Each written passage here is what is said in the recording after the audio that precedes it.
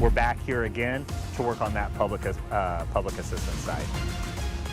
More crews on the ground working to help our city recover from the EF3 tornado, one of the worst natural disasters in St. Louis in generations. Tonight marks 12 days since that twister hit, and now we're getting a better picture of the help coming from outside of St. Louis. FEMA crews are back to continue assessments of the damage, and they are joined by the Missouri National Guard, who is helping clear pieces of large debris. Tonight, Team 4 coverage from Russell Kinsall and Nathan Vickers, including how Joplin's devastating tornado could help St. Louis chart a new way forward. But we're going to begin here at 5 o'clock with Nathan. He has been following the FEMA and National Guard crews on the ground. Nathan?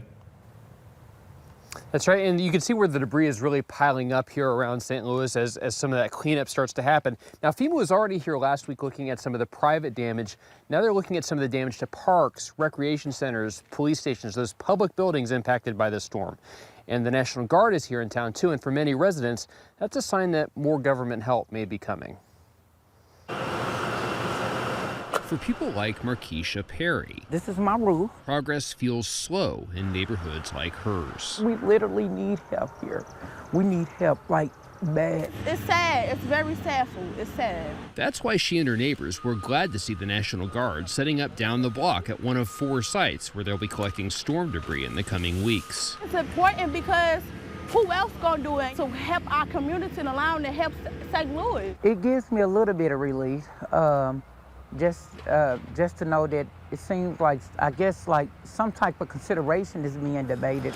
Last week, FEMA began assessing the damage zone at the request of Missouri Governor Mike Kehoe. We're back here again to work on that public assistance side. Ryan Lowry Lee was part of the crews visiting public sites like parks, recreation centers, and police and firehouses alongside city officials. We're working as quickly as possible to make sure that we get the state the information they need to make a disaster declaration request. Ultimately, it will fall to the White House to decide whether to issue a declaration, which would allow FEMA to deploy more resources to the city. We'd have staff that would be working with individuals, households, families, businesses, right alongside our counterparts with the Small Business Administration to assist individuals with their uninsured losses. Assistance Perry says will be vital as she and others rebuild. Not looking for no pity parties, but we really, really do need help.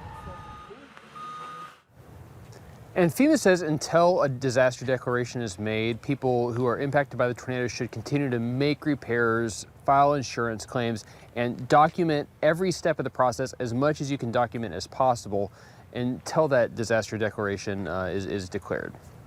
Reporting live, Nathan Vickers, First Alert 4.